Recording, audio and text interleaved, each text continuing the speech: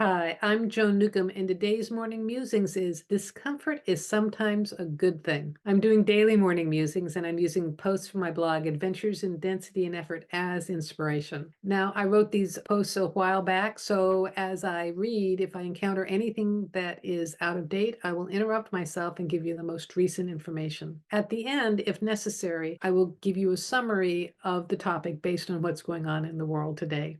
Also, I have some special offers, so stay tuned to the very end to see what they are. Discomfort is sometimes a good thing. Discomfort isn't always an indicator of something being wrong. Sometimes it's showing us where we're expanding. Many healing modalities get overly focused on relieving uncomfortable feelings. It's the medical mindset to look for what's wrong and then fix it. The problem with looking for problems is that they reinforce the reality that there's a problem to look for. Sometimes it's just that you've stepped into something unfamiliar and new. You're stretching your awareness, and the part of you that's the expert in your old reality is feeling pretty darn uncomfortable. Energetically trying to fix discomfort often leads to effort. Effort stops creativity and spiritual growth.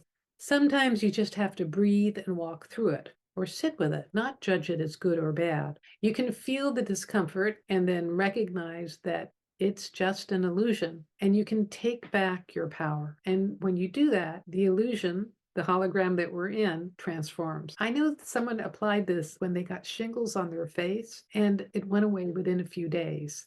Whenever I accelerate into a new way of being, I experience discomfort. I have to leave behind my familiar limitations. I step into a realm of not knowing and uncertainty. It's not easy to keep taking risks, but no growth comes without stretching. It helps to reframe one's experience of discomfort. You can develop a neutral stance towards your own discomfort.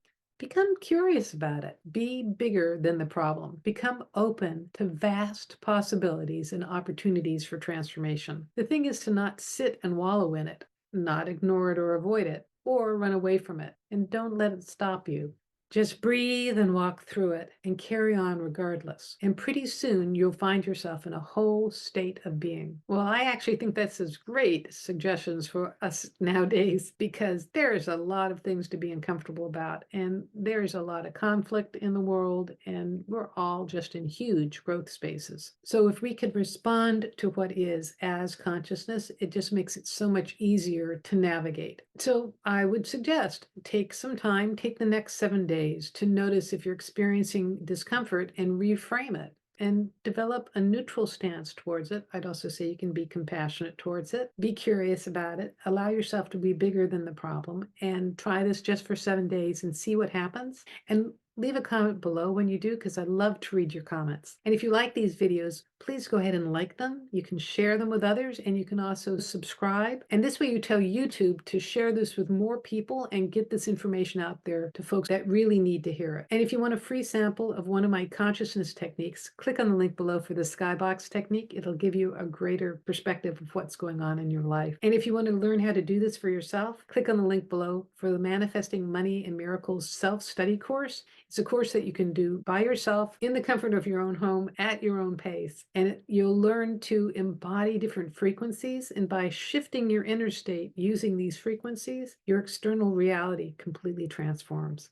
So click below on Manifesting Money and Miracles to check that out. And if you want to know more, my website is joan-newcomb.com. I do individual sessions where I take a look at the essence of who you are and what's going on in your life today. I can answer any questions that you have. I can take a look at your relationships. I can take a look at what's coming up in your future. I can take a look at money and work. I can also talk to dead people.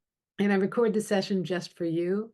And if you want to know how to do this for yourself, Manifesting Money and Miracles is a great beginning course, and it's a good preparation for my coaching program where I work with you one-on-one and give you specially selected consciousness techniques so that you can transform your life. So go to my website, joan-newcomb.com, and I'll see you tomorrow in another Morning Musings.